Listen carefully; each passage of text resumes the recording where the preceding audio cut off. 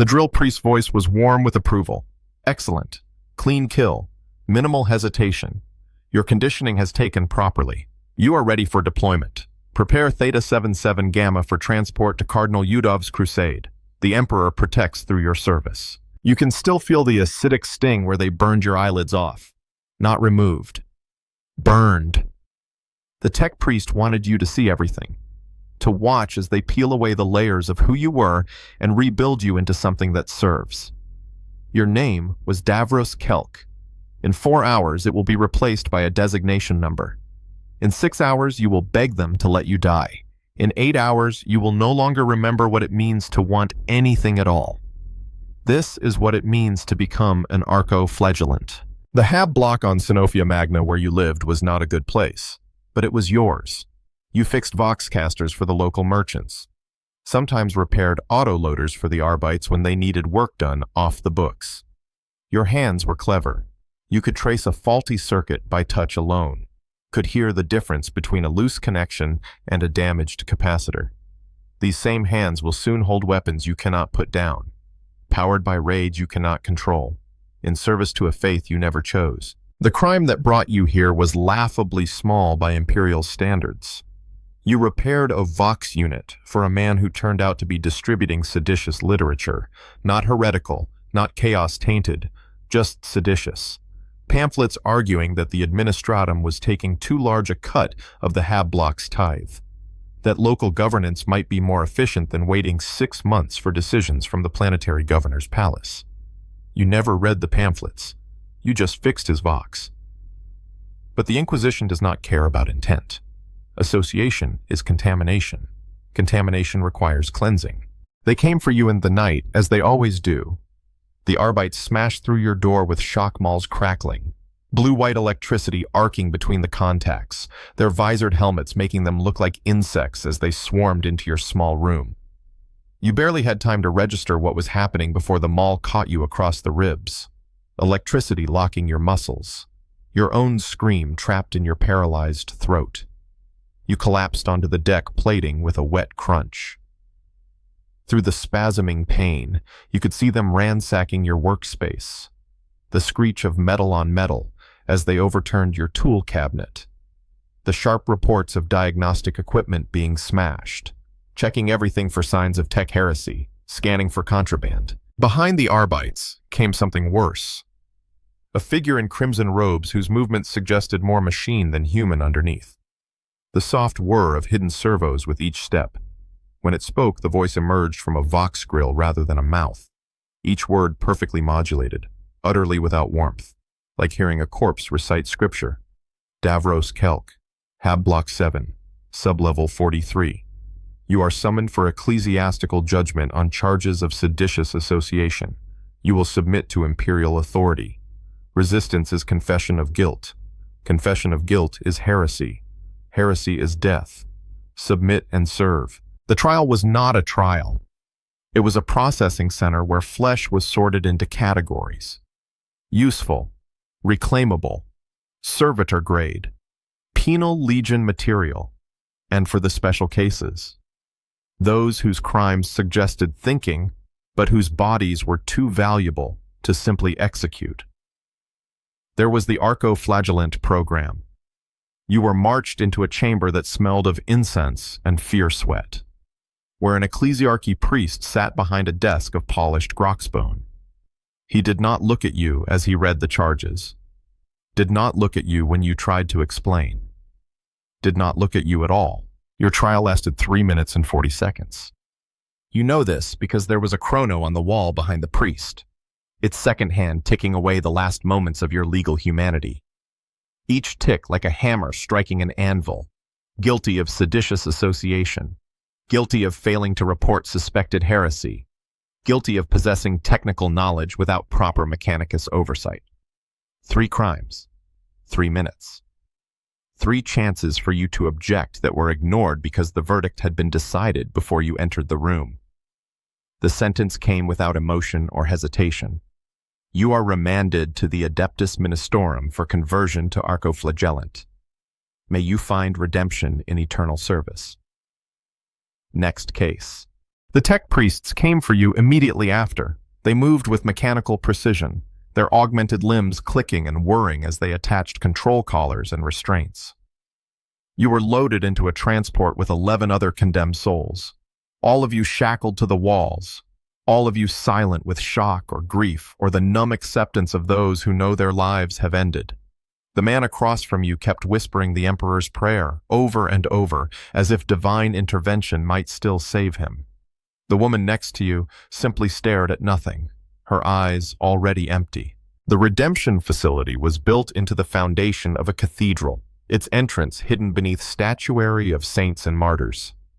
How appropriate that your transformation would take place in the shadow of holiness, that the machinery of your destruction would be consecrated ground. The transport descended through levels of increasing security, past blast doors thick enough to withstand orbital bombardment, into chambers where the screaming of previous converts echoed through stone corridors. You could hear them as you were unloaded. The ones still conscious enough to scream. The ones who had not yet had their vocal cords severed or their pain centers rewired. The intake chamber was clinically bright, every surface scrubbed clean and gleaming under harsh lumens. Tech priests moved between examination tables where bodies lay restrained, their red robes brushing against machinery that hummed with barely audible power. Servo skulls drifted overhead, their empty eye sockets housing targeting arrays and recording equipment. Everything was documented. Every stage of your destruction would be cataloged for future reference, stored in data vaults where it would contribute to the improvement of the conversion process. They stripped you first. Not just your clothes, but your identity. Your possessions were cataloged and confiscated. Your genetic material was sampled and stored.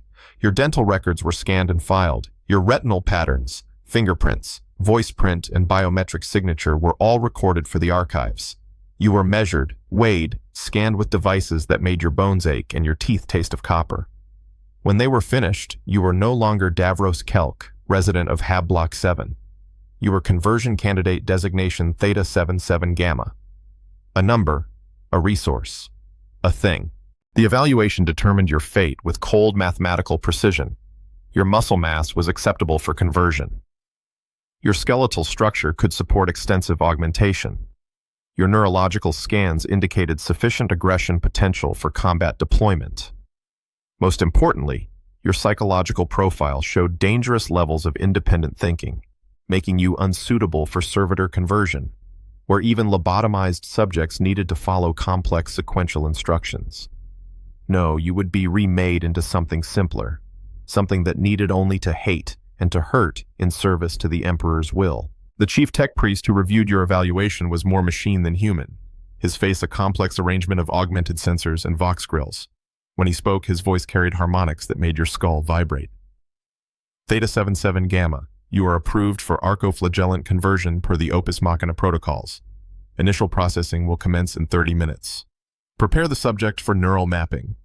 He gestured to his subordinates, who moved toward your examination table with instruments that gleamed under the harsh lighting. They gave you no anesthetic for the neural mapping. The tech priest explained this with the same clinical detachment he might use to describe servitor maintenance. Pain response during conscious mapping provides essential data for the conditioning protocols. Your suffering serves the Omnissiah's design. Be grateful that your agony has purpose. Then they opened your skull. The incision comes first. A line of cold fire across your scalp. You feel the bone saw's vibration before you hear it. A high-pitched whine that makes your teeth ache, makes your vision blur. The sound changes pitch as it cuts deeper, biting through bone. Your entire skeleton resonates with it. Then the rush of cold air against your exposed brain tissue. The wrongness of it, overwhelming every other sensation. This is not supposed to feel air. This is not supposed to exist outside your skull. You tried to scream, but the restraints included a jaw clamp. Metal digging into your gums, forcing your mouth shut, forcing you to choke on your own terror. To swallow it down where it sits in your stomach like lead. The only sound you can make is a wet gurgling in the back of your throat. The mapping process took 14 hours. 14 hours of being aware as machines invaded your brain. Thin probes that felt like ice picks made of frozen lightning. Each insertion producing a flash of color behind your eyes. Sometimes red, sometimes a purple so dark it hurts to perceive.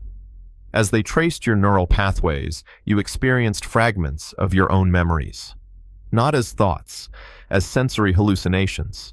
The smell of machine oil from your workshop, the phantom pressure of a circuit tester in your hands, the echo of a customer's voice thanking you for your work, each memory tagged and cataloged, marked for suppression or removal. You could feel them deciding which parts of you were acceptable, which parts needed to be cut away. Between mapping sessions, they left you conscious. This was intentional. The psychological impact of anticipating the next invasion was part of the conditioning process. You would learn that resistance was futile, that your body belonged to the Imperium, that your thoughts and feelings were irrelevant to your designated purpose. You lay strapped to the table, staring at the cathedral ceiling high above, where stained glass depicted the Emperor triumphant over his enemies. You wondered if he could see you down here in the depths. You wondered if he cared. The tech priests assured you he did, that your transformation was his will, that serving as a weapon was the highest honor for one who had strayed from righteousness. The conversion began on the third day. They started with the pain inhibitors, because removing your ability to feel injury would make the subsequent modifications easier to perform. The installation required neural surgery, the insertion of chemical dispensers directly into your brainstem, where they could flood your system with combat stimulants at the proper moment. The surgery was performed while you remained conscious. The tech priest needed to test the system as they installed it.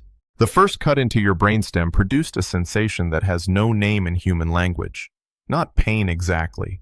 Something more fundamental. The feeling of yourself being edited in real time. A hot wire pulled through gray matter. You could taste copper, could smell burning insulation, though you knew the smell was impossible. Your brain interpreting neural damage as familiar sensory data. They asked if you could feel it. You could. They adjusted the dispensers. A soft hiss of pressurized chemicals. A click as connections locked into place. They cut again. The sensation dulled. Distant now, like watching it happen to someone else through clouded glass. They adjusted again. Another hiss, another click. By the time they were satisfied, they could drive a needle through your hand, and you would feel only a distant pressure, as if it were happening to someone else. But they did not remove all pain. That would defeat the purpose. The Arco Flagellant program required that you feel the Emperor's judgment, that your suffering serve as penance for your sins. The pain inhibitors would prevent injury from stopping you in combat, but they would not prevent the specialized agony that came from the punishment systems built into your control collar. The tech priest demonstrated this for you. The activation sound was soft, a rising whine like a capacitor charging. Then every nerve in your body screamed at once. Your back arched against the restraints, hard enough to crack vertebrae. Would have cracked vertebrae if they had not already reinforced your skeletal structure. The scream tore from your throat despite the jaw clamp, a sound that was more animal than human. This is correction, the tech priest explained over your howling. This is how we ensure compliance. This is the Emperor's love made manifest in your unworthy flesh. As suddenly as it began, the pain stopped, leaving you trembling, gasping, your body slick with cold sweat. The memory of the pain somehow worse than the pain itself, because now you knew it could happen again, would happen again, whenever they decided. The rage inducers came next. These were more sophisticated than the pain systems, requiring extensive modification to your brain chemistry and neural architecture. They installed chemical factories throughout your body. You could feel each implantation, the slice of the scalpel, the wet pop as they pushed the gland into place, the rasp of surgical thread through your flesh as they sutured it closed, glands that could produce compounds that did not exist in nature, stimulants that would drive you into killing frenzy at the touch of a button. The installation took days, each gland requiring precise placement and calibration. You could feel them pulsing inside you, foreign masses of tech flesh that beat with their own rhythm. That made your body feel alien even before the physical modifications began. They tested the rage inducers while you were still strapped to the table. A soft beep from the control panel. Then the activation. The feeling started in your chest, a warmth that spread outward like oil igniting. Your heart rate tripled, quadrupled. Your vision narrowed to a tunnel. red creeping in from the edges. Your muscles tensed against the restraints until you could hear your tendons creaking. Your thoughts fragmented into jagged shards of violence. Images of destruction flashing through your mind without context or reason. You wanted to hurt something, needed to hurt something. The need so overwhelming it eclipsed everything else. Pain, fear, memory. All of it drowned beneath the tide of causeless fury. The rage had no target, no purpose. It simply existed, a force of nature bottled inside your skull. You could feel your personality dissolving in it. Davros Kelk, who had fixed things carefully and taken pride in precision, was drowning in an ocean of violence. Then they deactivated the system. The rage drained away, leaving you shaking, exhausted. Your restraints slick with blood where you had torn your wrists struggling against them. This is what you will feel in combat, the tech priest informed you, his voice neutral, as if describing weather. This is the Emperor's wrath flowing through you. Learn to embrace it. But how could you embrace something that destroyed you? How could you accept the obliteration of everything you were? These questions had no answers. Or perhaps the questions themselves were the answer. Weapons do not ask why. The physical modifications began while your body was still adapting to the neural changes. They started with your skeletal system. Reinforcing your bones with alloy supports that would let you survive impacts that would shatter a normal human. The installation required breaking your bones and inserting the supports into the marrow cavities, then waiting for the accelerated healing compounds to fuse everything together. You heard each bone break before you felt it, a wet crack like green wood splitting. Your femur first, the sound so loud in the surgical theater that one of the attending tech priests stopped to make a notation. Then the radius, then the ulna, the tibia, the fibula. Each break accompanied by that terrible sound, your body's structural integrity being systematically destroyed and rebuilt. The pain inhibitors made the sensation distant, but they could not eliminate it entirely. You could feel your bones grinding against each other, the scrape of metal supports being pushed into marrow cavities, the hot wetness of your own blood pooling under you on the table. The accelerated healing felt worse than the breaking. An itch so intense it transcended discomfort and became its own category of agony. Your bones knitting together with inhuman speed. You could feel them growing. Cells multiplying so fast they generated heat. Your skeleton fusing with the metal supports, becoming something hybrid, neither fully human nor fully mechanical. You spent 2 days feeling this, trapped in awareness of your own transformation. The pain inhibitors keeping you conscious through an experience that should have killed you from shock alone. Your muscles came next. They injected you with growth compounds that made your tissue swell and multiply. 40% increase in mass over the course of a week. You could feel it happening. The sensation of your muscle fibers tearing and rebuilding, over and over. Density increasing until your flesh felt like corded steel under your skin. Your skin stretched to accommodate the growth, leaving you covered in angry red striae that wept blood and plasma. The sheets beneath you were always damp, always warm. The medical servitors changed them twice daily, never speaking, never acknowledging that the fluid they were cleaning was leaking from a person. The muscle growth was not proportional or natural.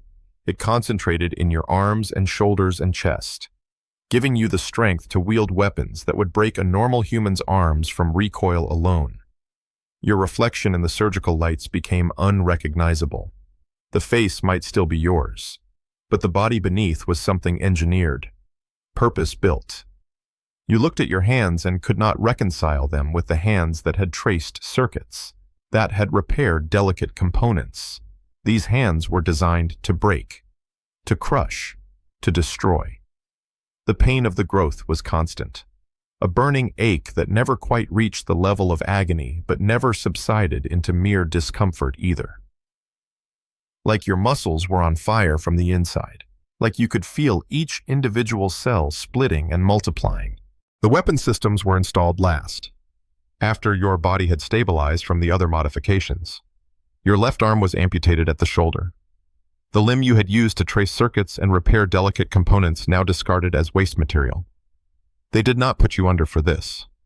You watched through tears and shock as the surgical saw bit into your flesh, the high whine changing pitch as it encountered bone, the saw binding for a moment, then breaking through, the arm falling away onto a collection tray with a wet thump. The absence was worse than the cutting.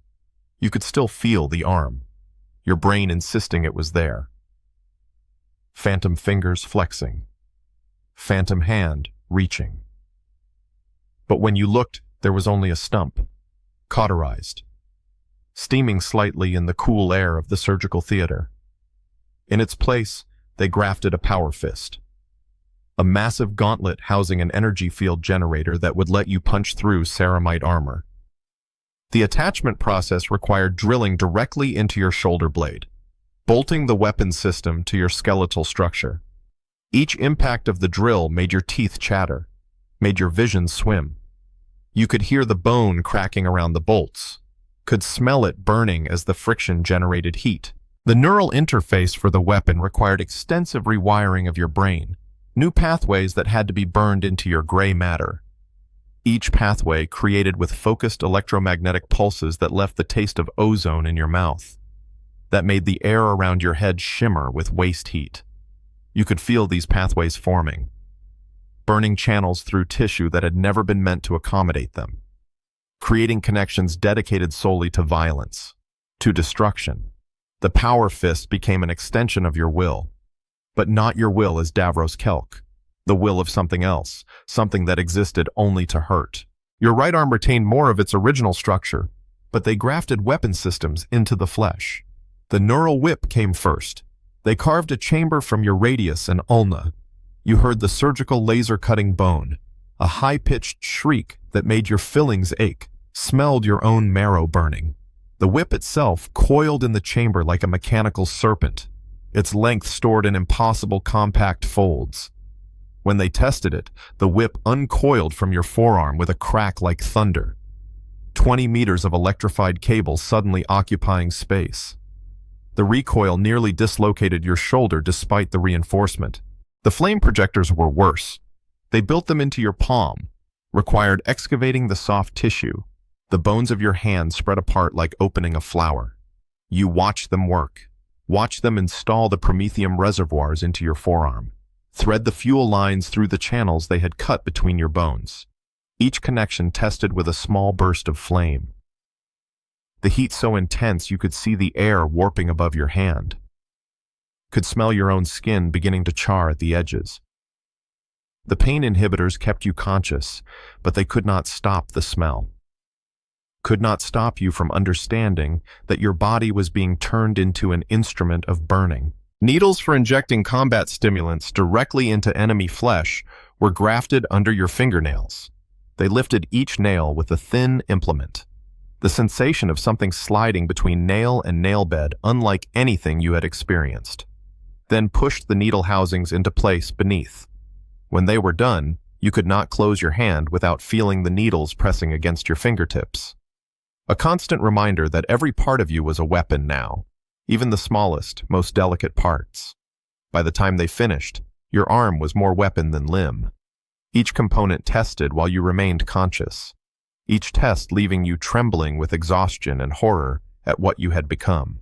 The conditioning began while your body was still healing from the installations. They could not wait for you to recover.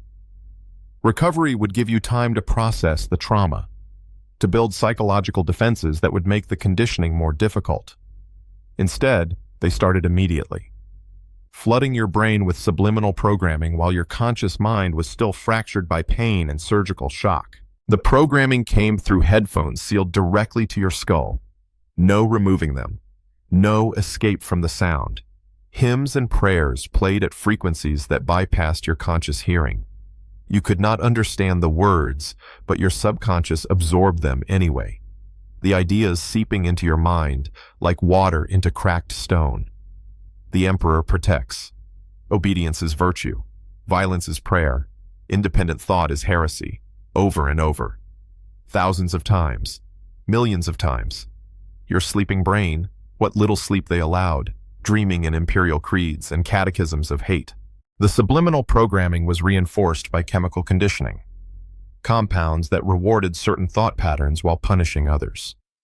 When you thought about your old life, about Davros Kelk and his workshop and his simple existence, the chemicals triggered nausea and disorientation.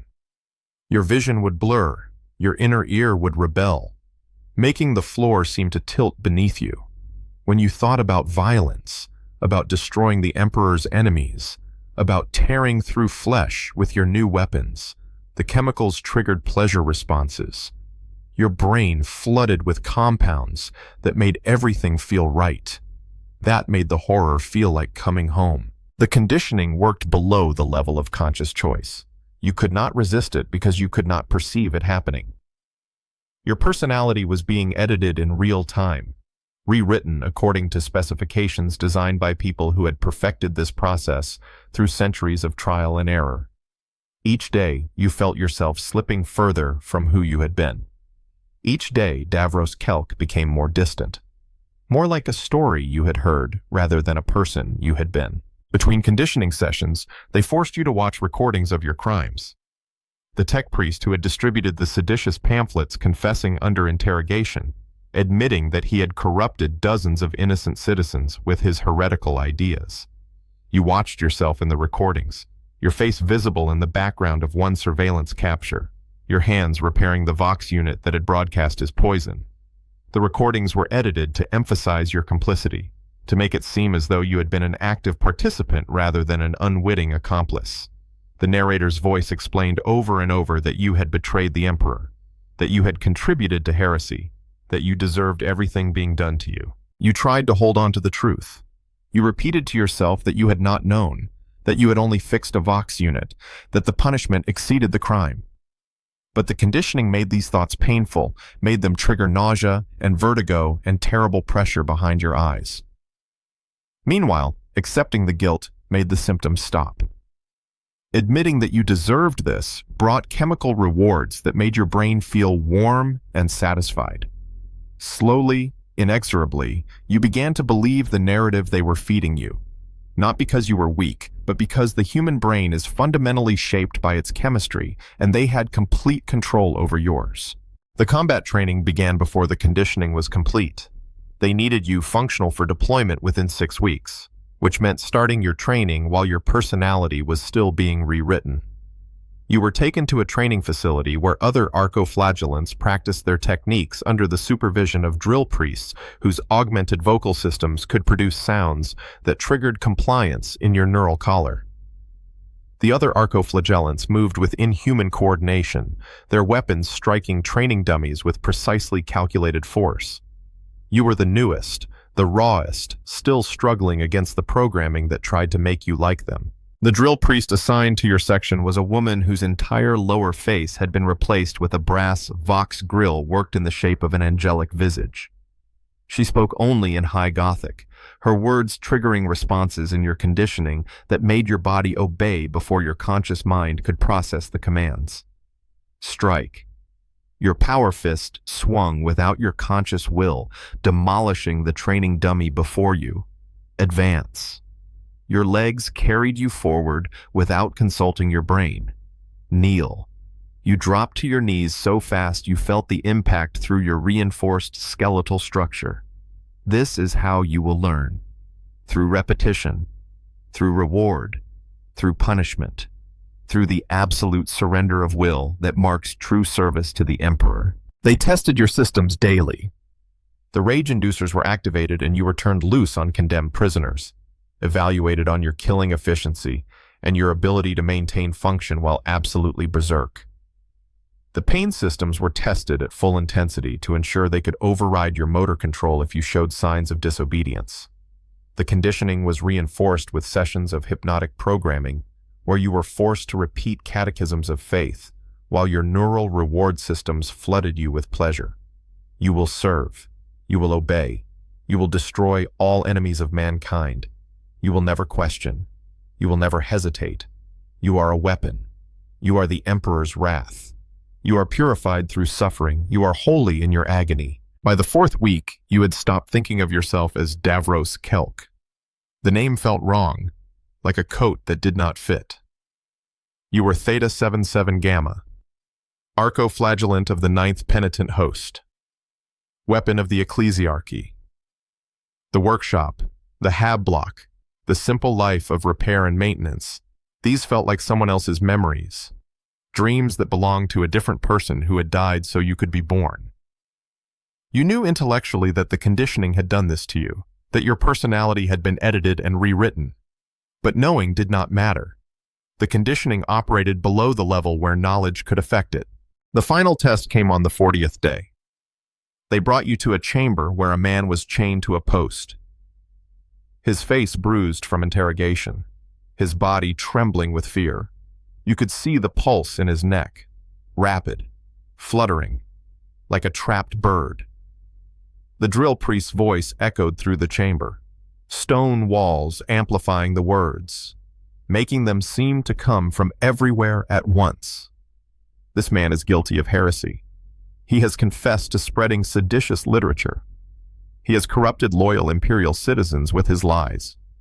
You will execute him. You will do so efficiently. You will do so without mercy.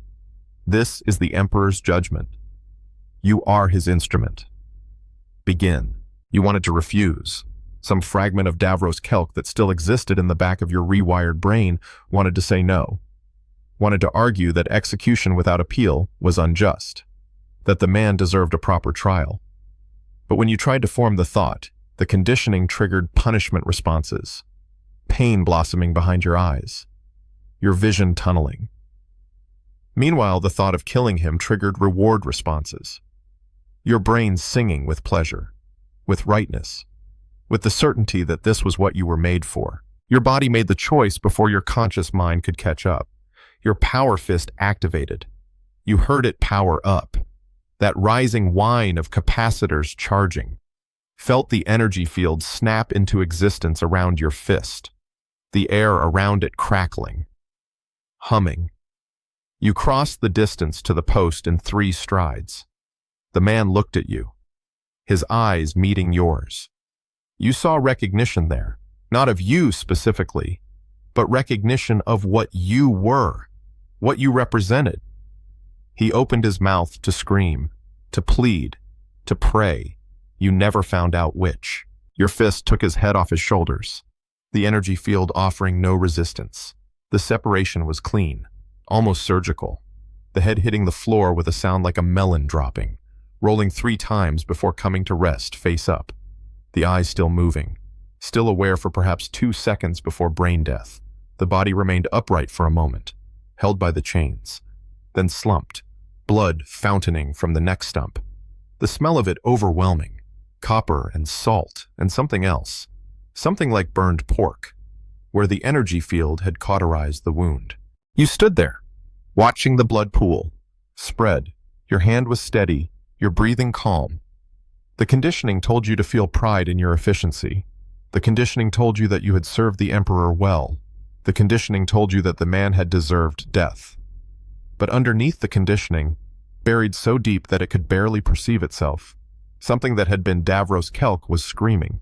The crusade you were assigned to was a purge of a hive city where workers had organized a strike demanding safe working conditions and reasonable hours. From the Ecclesiarchy's perspective, this was heresy. Organization without church sanction was the first step toward chaos corruption. Demanding rights implied that the Imperium owed its citizens something beyond protection from aliens and heretics. The workers had to be reminded of their place in the proper order, and you were part of that reminder. You and 40 other Arco Flagellants, loaded into transports like ammunition, like the weapons you had been made into. Cardinal Yudov addressed you before the deployment. He stood on a platform above the transport bay, his powered armor decorated with purity seals and devotional script. Behind him, a massive banner depicted the Emperor crushing a serpent beneath his boot.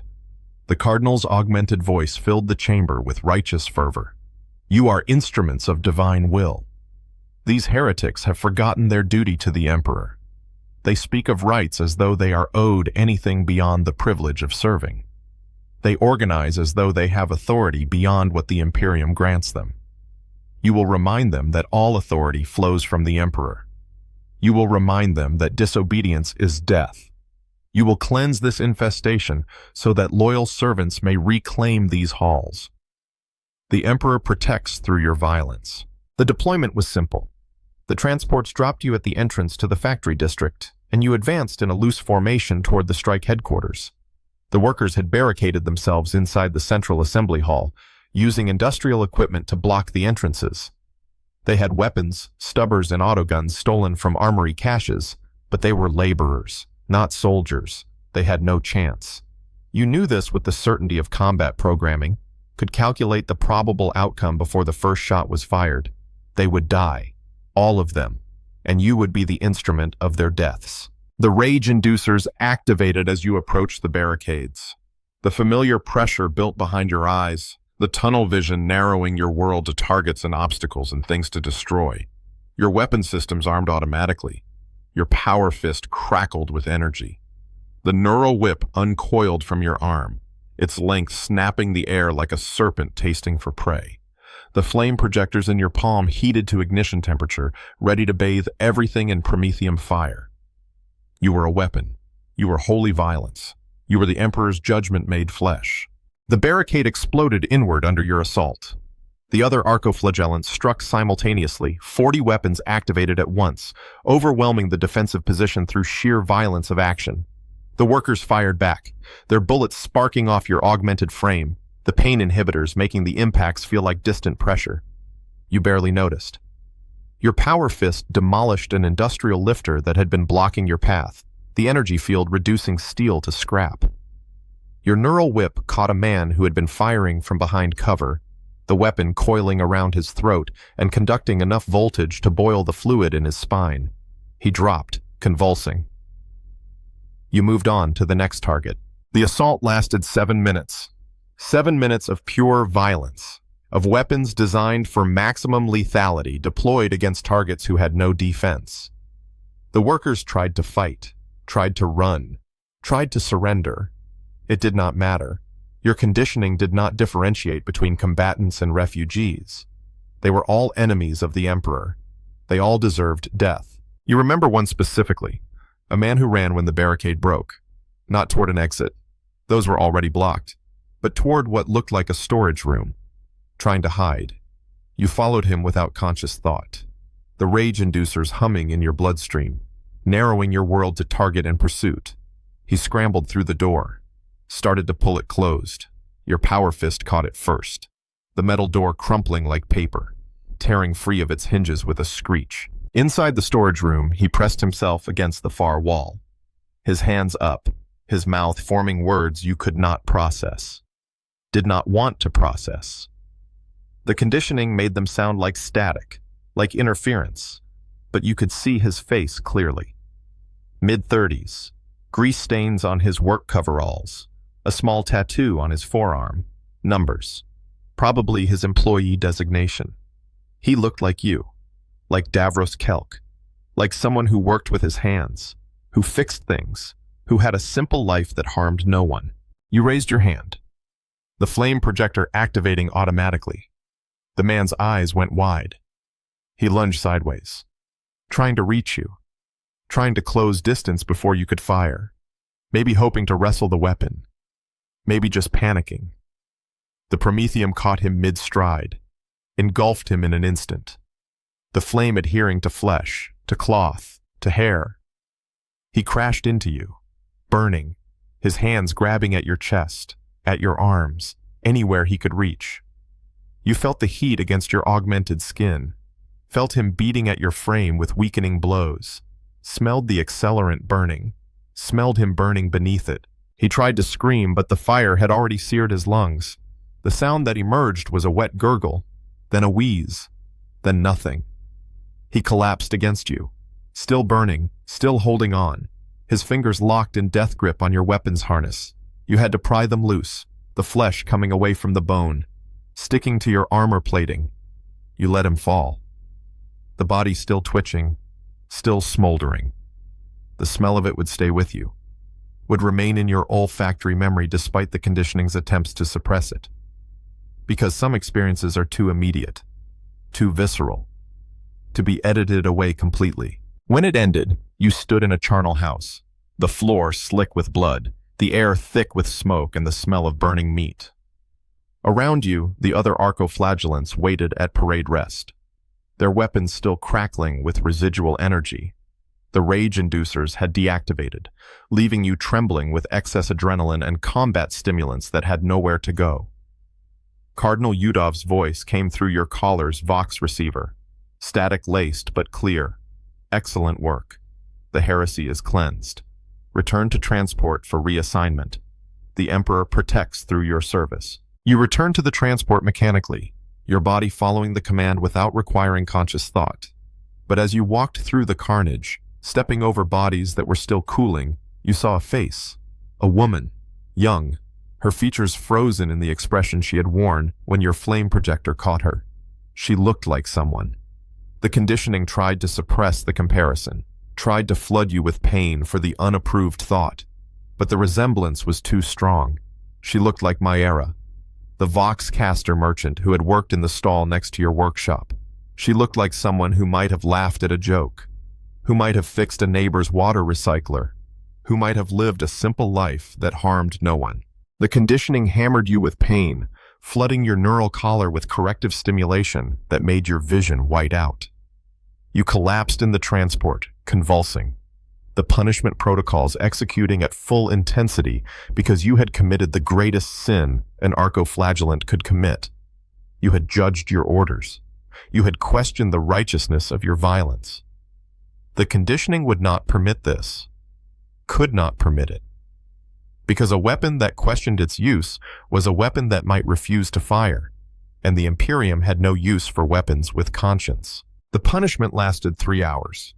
3 hours of your nervous system being invaded by corrective signals, of your brain being flooded with chemicals that made thought impossible. When it ended, you could no longer remember why it had started.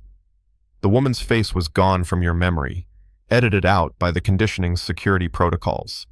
The thought that had triggered the punishment was gone. You remembered only that you had failed to maintain proper focus, that you had allowed distraction to interfere with your function, that you required correction. The conditioning taught you to be grateful for the punishment. It had saved you from the heresy of doubt. The deployments continued. You were shipped from war zone to war zone, crusade to crusade, purge to purge. Each time, the pattern was the same. The rage inducers activated. You killed everyone the ecclesiarchy designated as enemies. The rage deactivated. You returned to transport. Between deployments, you were stored in holding cells with the other Arco Flagellants. Your bodies maintained by automated systems that provided minimal nutrition and removed waste. You did not sleep so much as enter standby mode, your enhanced metabolism keeping you in a state of constant readiness. The years blended together. You had no calendar, no sense of passing time beyond the accumulation of scars on your augmented frame. The conditioning grew stronger with each deployment, each punishment, each reward.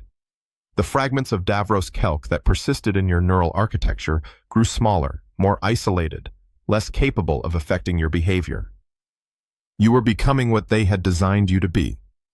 A weapon, an instrument, a thing without choice or will or identity beyond the designation stamped on your identification collar. But consciousness, once established, is difficult to fully eliminate. Even buried beneath layers of conditioning and chemical control, even fragmented and isolated and unable to influence your actions, some core of awareness persisted. It observed. It remembered. It bore witness to everything you did, everything you had been made into, everything you could never again choose not to be. This awareness was your damnation, not the violence you inflicted, not the people you killed, not the heresy you helped crush.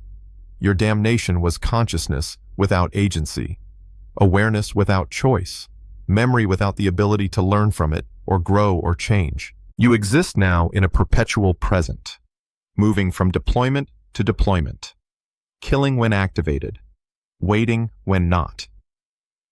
The Imperium considers you a success. Your conditioning is stable.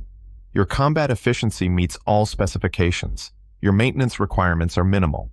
You are exactly what an Arco Flagellant should be. A weapon that requires no ammunition, no reload time, and no moral consideration. You kill when commanded. You stop when commanded. You exist in perfect obedience to the Emperor's will as interpreted by those who claim to speak for him. But in the holding cell between deployments, in the moments before sleep mode activates, you sometimes catch your reflection in the polished surface of your power fist. The face staring back is unrecognizable, scarred from modifications, eyes that have seen too much horror to retain any trace of who you were. But worse than the physical changes is what you see behind those eyes, the fragment of Davros Kelk still trapped inside, still aware, still watching, still unable to do anything but witness. Your designation is Theta 77 Gamma. Your function is violence in service to the Emperor. Your existence is eternal punishment made manifest in augmented flesh. Right now, as you stand in this holding cell waiting for the next deployment alert, you can feel the weight of your power fist. The slight pressure of the neural whip coiled in your forearm. The heat of the promethium reservoirs feeding your flame projectors. Every part of your body is a weapon.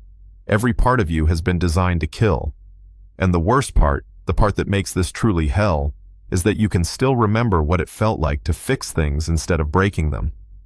To create instead of destroy. To be human instead of this.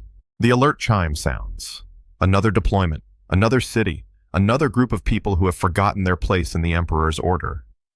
The rage inducers activate automatically, the familiar pressure building behind your eyes, your vision narrowing, your thoughts fragmenting into violence. And somewhere deep inside, that fragment of Davros Kelk screams. But the scream is silent, internal, unheard by anyone, including yourself. Because you are an Arco Flagellant, and an Arco Flagellant does not scream. An Arco Flagellant kills, and kills, and kills, forever.